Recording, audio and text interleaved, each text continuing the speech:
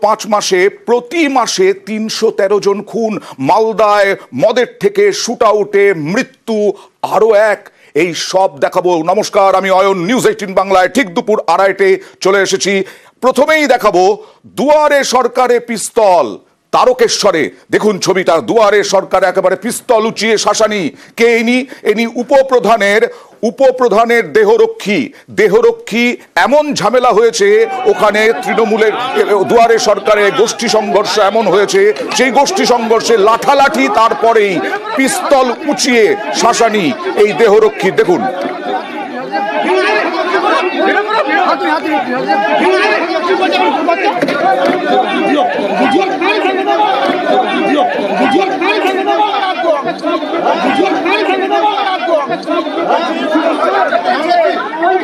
Police হাত গুটে বসে আছে, পুলিশরা দেখো হাত গুটে বসে আছে, হাত মিলিয়েছে।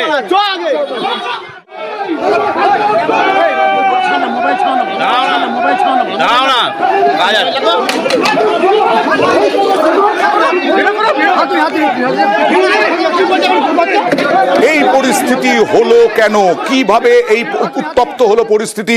সরাসরি চলে যাব প্রতিনিধি রানার কাছে। রানা, কোথাকার ঘটনা তারকেশ্বরের এবং কিভাবে এই ঘটনা ঘটলো, কেন এরকম উত্তপ্ত হলো পরিস্থিতি? হ্যাঁ অয়নদা, দেখো তারকেশ্বরের নাইটা মালপাহাড়পুরের ক্ষুদ্ররামপুর উচ্চ বিদ্যালয়ে আজকে দুয়ারে সরকারে ক্যাম্প বসেছিল। গতকালও ক্যাম্প ছিল, গতকাল কিন্তু নির্বিঘ্নে এই দুয়ারে সরকার ক্যাম্প সম্পন্ন হলেও আজ কিন্তু সকাল থেকে আস্তে আস্তে উত্তেজনা তৈরি হয়।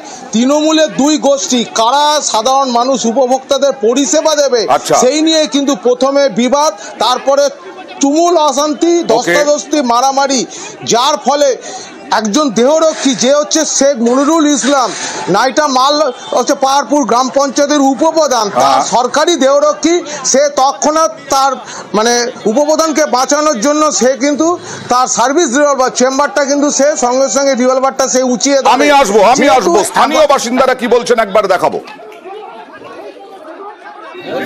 এসেছি, ওরা ও পাশে টেবিল পেটেছে, পাশে টেবিল ফেবিল সব ফেলে দিল, ফেলে দিয়ে তোকড়মোকড় হয়। তোকড়মোকড় হতে হতে গার্ডটা পিস্তল বার করে ফেললো, গালাগালি খিস্তি। পিস্তল বার করে ফেললো? কে পিস্তলটা বার করলো? ওই যে আপনাদের সঙ্গে যে গার্ডটা থাকে। আচ্ছা, এই পর্যন্ত তারপর পুলিশ এলো। পিস্তল থাকলেই তা বের করতে পারেন না রানা, এমন কি পরিস্থিতি হয়েছিল? প্রাণ সংশয় হলে তবেই পিস্তল বের করতে পারেন একজন দেহরক্ষী। কি করে পিস্তল বের করলেন, কেন পিস্তল বের করলেন, কি এমন হয়েছিল? ঠিকই তাই অয়না, তুমি যেভাবে বললে যে উত্তপ্ত পরিস্থিতি হলে তবেই একমাত্র একজন দেহরক্ষী সে কিন্তু বাঁচানোর জন্য, যার বডিগার্ড তাকে বাঁচানোর জন্য কিন্তু সে পিস্তল ওঠাতে পারে। মানে এই গন্ডগোল, মানে এই পরিষেবা কোন গোষ্ঠী দেবে? তৃণমূলের দুটো গোষ্ঠীর মধ্যে বিবাদ, কোন গোষ্ঠী পরিষেবা দেবে, কার বেশি জোর, কে সাধারণ মানুষের কাছে উপভোক্তাদের কাছে গিয়ে তোমার পৌঁছে পরিষেবা দেবে, এই নিয়ে কিন্তু চরম বিবাদে ওঠে, যার জন্য টেবিল চেয়ার ছড়াছড়ি হয়েছে, ভাঙচুর হয়েছে। সেই পরিস্থিতিতে শেখ মনিরুল ইসলাম, যিনি হচ্ছেন নাইটা মালপাহাড়পুরের উপপ্রধান, তার দেহরক্ষী সেই সময় উত্তেজনা, লাঠালাঠি হতে পারে, ভাঙচুর হতে পারে, কিন্তু তাতে কি এমন হলো যে পিস্তল উঁচিয়ে শাসানি দিতে হলো দেহরক্ষীকে? নিশ্চয়ই পরবর্তী সময়ে পুলিশ বিষয়টি দেখবে।